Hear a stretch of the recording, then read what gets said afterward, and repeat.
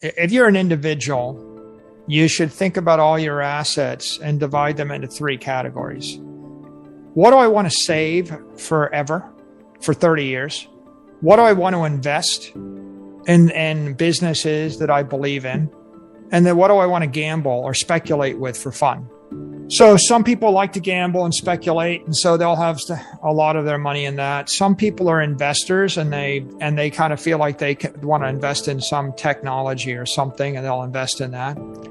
But if you just want to save, well, you're saving for a decade, then you just at whatever rate you feel comfortable, you start to acquire Bitcoin and hold it, right? So I think the Bitcoin will keep going up with volatility forever. So I will continue to buy Bitcoin. I bought it at 10,000. I bought it at 20,000. I bought it at 30,000. I bought it at 40,000. I bought it at 50,000. I'll buy it at 60,000. I'll buy it at 70,000. I'll buy it at 100, 150, 200. I would just gradually sweep my cash flows and convert my excess capital into Bitcoin as I come across it from time to time. But you take a long view, right? If you're, and everybody just has to figure out what their time horizon is. Yeah, I say to people, if you wouldn't hold it for 10 years, you probably shouldn't hold it for 10 minutes. Wow. Right. So if you're not, that's what you're doing if you're saving. If you bought something to give to your grandchildren or to your son or your daughter, right? You bought it for the long haul. And then, other money that you need in the near term or that you want to gamble with or invest in, use it for that. But obviously, if you're a long-term saver and you want to buy the apex property, Bitcoin is the apex property of the human race. If you're not sure about it, you should do more research. You go to hope.com, HOPE. We've got lots of research on Bitcoin. There's a free course on Bitcoin at the Saylor.org website. Otherwise, go on YouTube and Google and start doing your own research. Come to your own conclusions. Read the books. If you're not convinced, keep investing time until you are, or until you decide not to do something. But once you get an understanding of what it is, generally people get more convicted as they know more, and then they invest more. Most every other asset you can buy has a supply that varies with the demand and with the price. So if the price of gold goes up by a factor of 10, if gold was $20,000 an ounce, what do you think the gold miners would do? Produce more. Yeah. If you owned a company and the company's stock went up by a factor of 10, what do you think you'd do as a CEO? Well, probably sell some of my shares Sell or stock. issue more. Yeah. If you had debt, if you issued debt and you had to pay 5% interest, and then the interest rate fell, and now I told you could issue debt for 0% interest, would you issue debt? Yeah, So if the price of bonds go up, people create more bonds.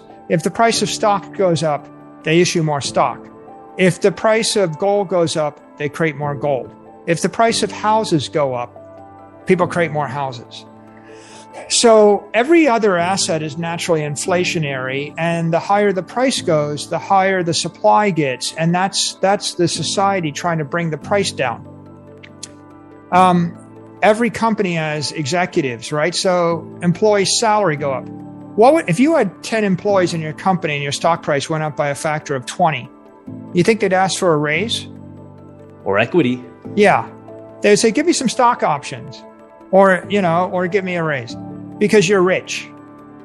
And so if you have employees, if you have executive team, your costs go up when the price goes up. And that's the case with everything.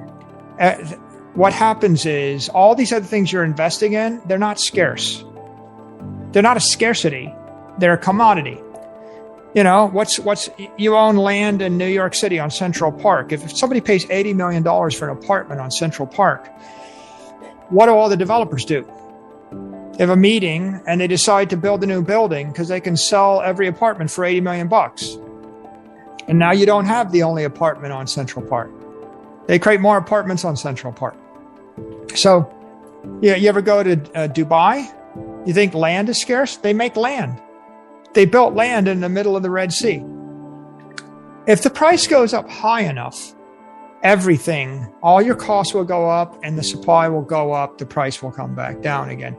Because everything else is not scarce. Bitcoin's scarce. There's 21 million. There'll never be more than 21 million. You can expect the supply of currency to keep going up.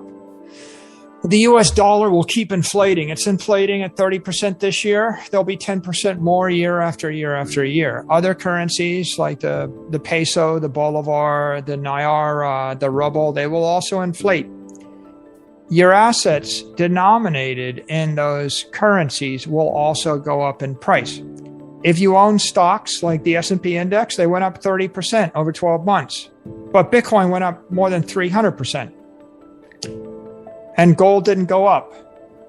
So if you're an investor, you have to buy a market basket of scarce, desirable assets that other people are going to want to buy from you in 10 years. So ask yourself the question, in 10 years, will someone else with money want to buy the thing that I own? Okay, if you buy some art, well, is it a Picasso? Will people want Picassos? If you buy a sports team, will somebody want to watch football? You know, if you buy a building, will someone want to live in the city or use the building I bought?